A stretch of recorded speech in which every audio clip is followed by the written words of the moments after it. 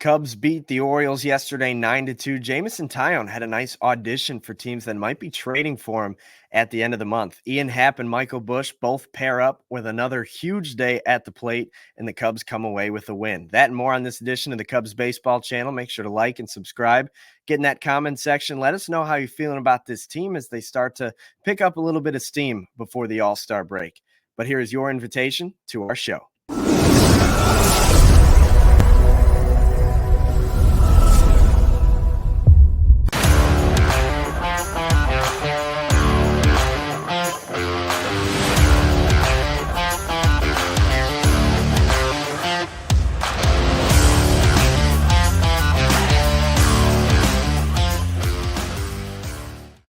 What's up, everybody? Welcome to the Cubs Baseball Channel. My name's Anthony Pasquale with Mick Gillespie. He's on Twitter at Broadcaster Mick.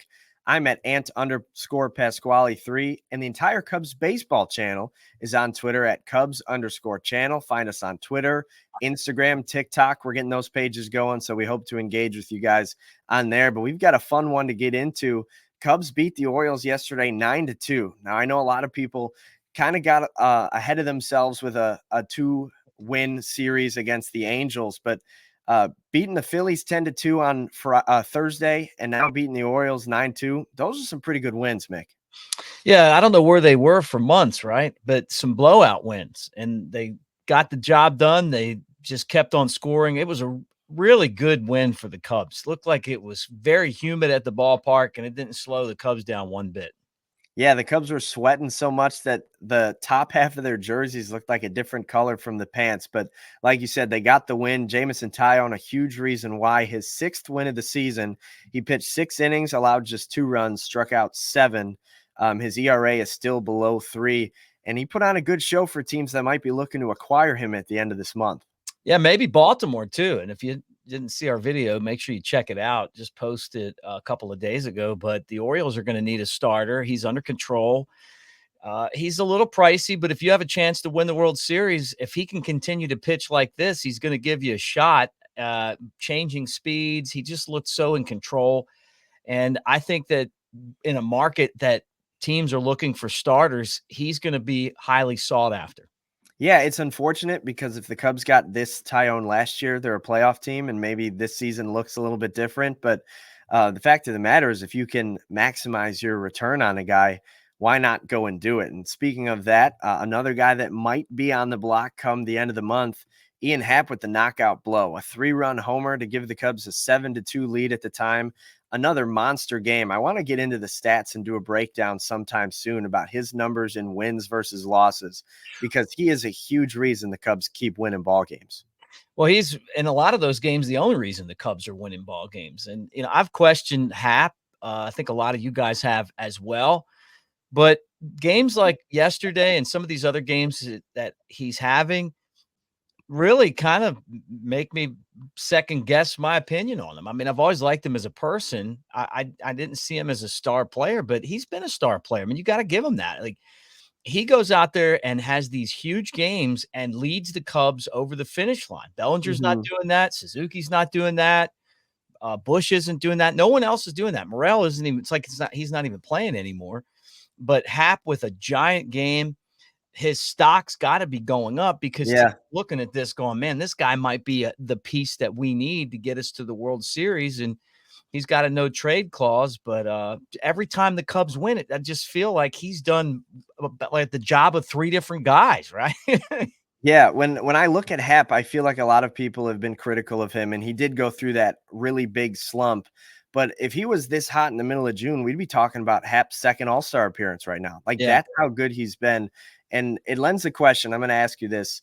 At what point do you consider, because this is obviously the guy that you paid for. Like, this is the guy you paid for.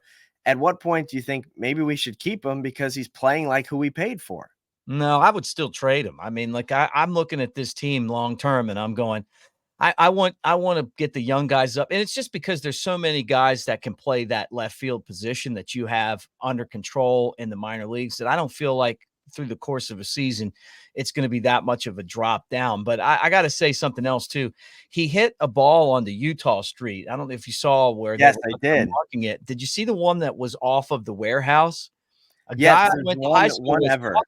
Yeah, the Really? Ken Griffey All-Star Game home run. Yeah, he caught that. He donated the ball to I think the Babe Ruth Museum, but yeah, the only ball that ever hit that hit the warehouse in the air, right? But I thought, man, I mean, that's a shot right there. Absolutely. I haven't been to Camden Yards since the Cubs and the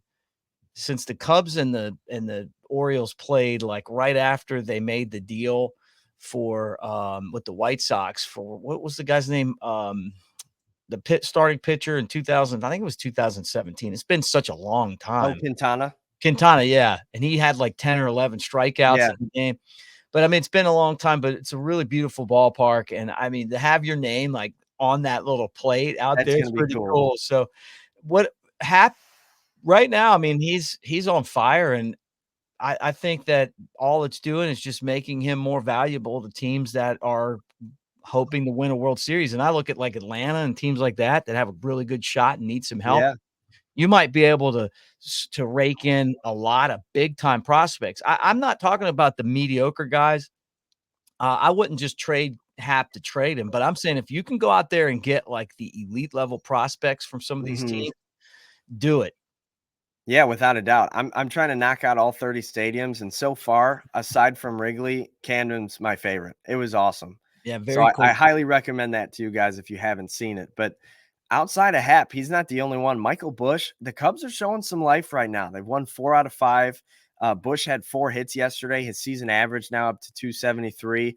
Another guy that, if he was this hot 2 weeks ago, probably would be getting some all-star conversation as well. But some Cubs fans, not all, but some are looking at this stretch and thinking that the Cubs might be back. Are you drinking that Kool-Aid yet or no? No, look, I'm past that. You know, you had 2 months.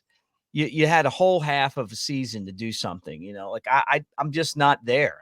I'm at the point where I want a World Series champion. I don't want a contender. I don't want the team that's kind of just like trying to get to the finish line for them is making the playoffs. You know, I just don't see it with this team.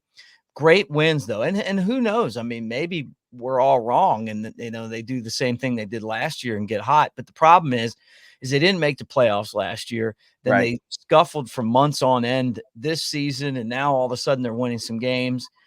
You know, we'll see what happens. But I can change my mind. I mean, I'm entitled to that because I do love it when they win. Mhm. But it's going to take a lot for me to do that. And if say they buy into this team and they don't make the playoffs, I'm firing the entire group. I'm firing Yeah. the entire group from top to bottom because it is what it is right now.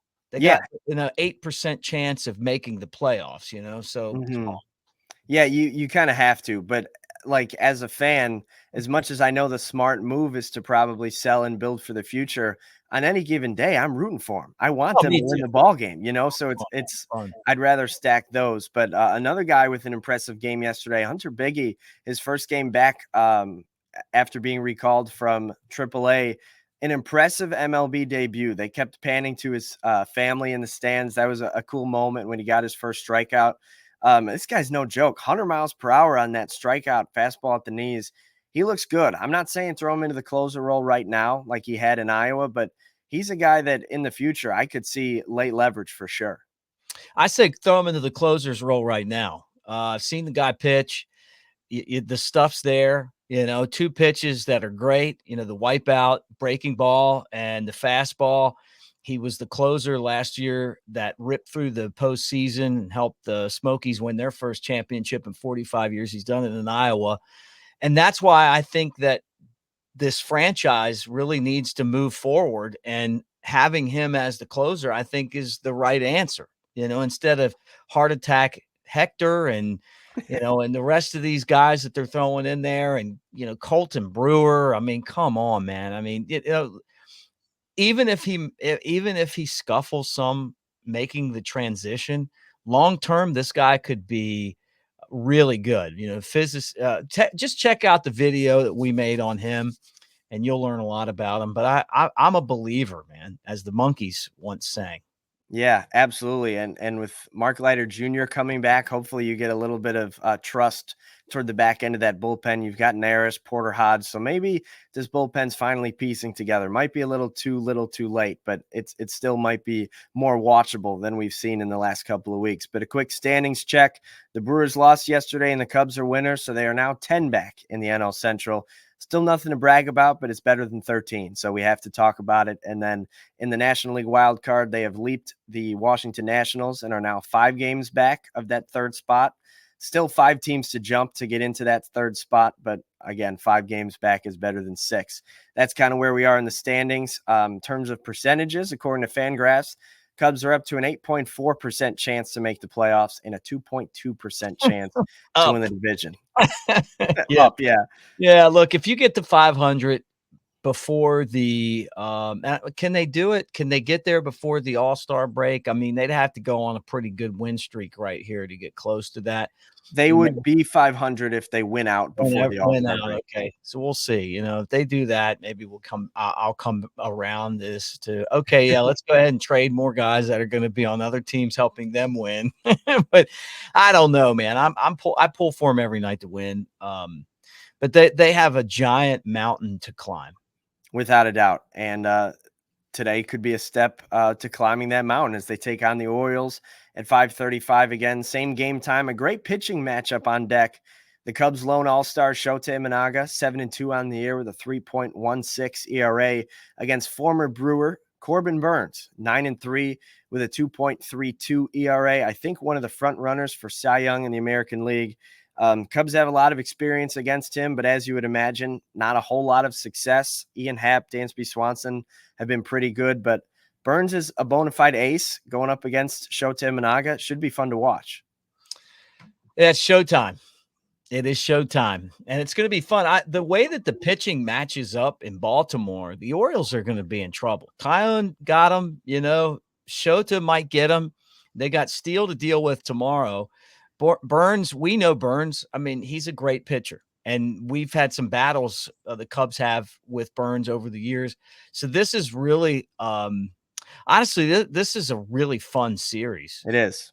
For the Cubs. I mean, we see where you stand because I think Baltimore is the best team in baseball.